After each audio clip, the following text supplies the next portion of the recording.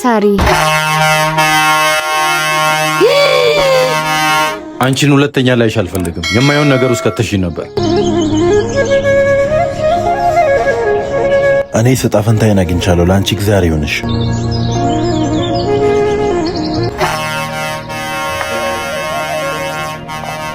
ያሟል እንዴ? ደህና ነሽ? ግን ደህና ነኝ። አንቺ ራሱ ጥፋት አለብሽ። አትጠነቀቂም እንዴ? ለማንኛውም ተረጋጊ። ያመጣሁት ሐሳብ እጅሽ ሊጠፋ ነው እንዴ ወንድሜ? ስራዬስ? እሱን ሁሉንም ነገር እናስተካክለዋለን።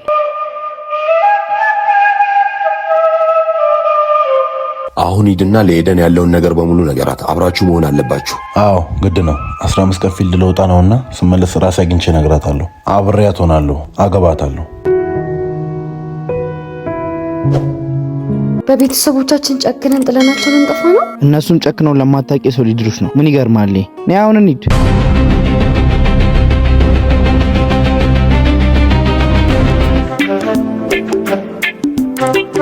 አንተ ሳትነግረኝ መጣ እንዴ? ገና 20 ደቂቃ ከመጣው እና እንዴት ነው ተሳካለ?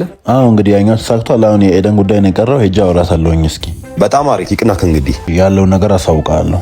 አይ እኔ ደስተኛ ነኝ በሁሉም ነገር። ኤደን ቆይ አንዴ መልሼ እደውልልሻለሁ። እንዴት ነሽ? ደህና ነኝ እግዚአብሔር ይመስገን። ጠፋክ? አዎ ለስራ ጉዳይ ወጣ ብዬ ነበር። አሁን መግባቴ ነው። ኦኬ አሪፍ ነው። ስለባለፈው ጉዳይ ላወራሽ ነበር። ያው እኔና አንቺን ያተዋወቀን ቤተሰብ ነው። አንቺ መተሽ እንጋባለን ስትይ እኔ ግን በተቃራኒው አልፈልግም ስልሽ ነበር። አሁን ግን ሐሳቤን ቀይሬያለሁ። እናም ስላንቺ ሳስብ ነበር። ቤተሰብ ባመጣው ሐሳብ ምክንያት ብዙ ነገር አይቻለሁ። ምትሆንኝን ሴትም አግኝቻለሁ እና የኔ ጣፈንታ አንቺ ነሽ። አፍቅሬሻለሁ። የምርህን ነው? ምን ሆነሃል? ምን ነው? ከወንድም ጋር ቀለበት አስሬ የለ እንዴ? ወይስ አልሰማህም? ምን እያልሽ ነው ኤደን? ደህና አይደለሽም እንዴ? ደህና ያልሆንከውማ አንተ ነህ። ቤተሰብ ሲጀመር የፈለገው የነሱን ዝምድና እንጂ እኔ እናንተ መጋባት አይደለም። ስለዚህ ቤተሰብ ተዋይቶ እኔና ወንድም ቀለበት አስረናል። ምናልባት እዚህ ስላልሆን ካልነገሩህም ይሆናል። የኔ ፍቅር ወንድሜ መቼ መጣ ነው? አሁን መግባቴ ነው። አሪፍ ነው። እንኳን ደህና መጣ። ያለውን ነገር ነገረች አይደል? ልታገባት እንደማትፈልግ ስትናገር ነበር። ያው አንተ ወንድሜ የማትፈልገው ነገር ውስጥ ከምትገባ ብዬ እነሱ ያመጡትን ጥያቄ እኔው ተቀበልኩት። ደሞ ወንድሟ አይዟት ሊጠፋ ሲል ለትንሽ ነው ያገኘኋት እና የዛኔ ልክ እንዳየዋን ነው የወደድኳት። እኔም በውሳኔ አልተጸጸትኩም። ተመስገን ነው። እዚህ ስላልነበርክ የቀለበቱን ፕሮግራም አልነገርኩህም። ለሰርጉ ግን ተዘጋጅ። ዛሬስ ከበደኝ። እሺ ይዘጋጃለሁ። በል በቃ ቤት እንገናኛለን። ቆሞ የሚሄድ ሆኛለው በድን ሆንኩልሽ በድን።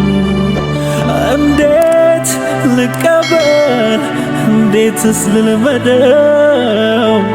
እንዴትስ ልልመደው? ሳጣ በቅጽበት ለኔ ያልኩትን ሰው ለኔ ያልኩትን ሰው ባንቺ ብቻ ነበር ዓለም የተሰራው። እንገ ስትለይ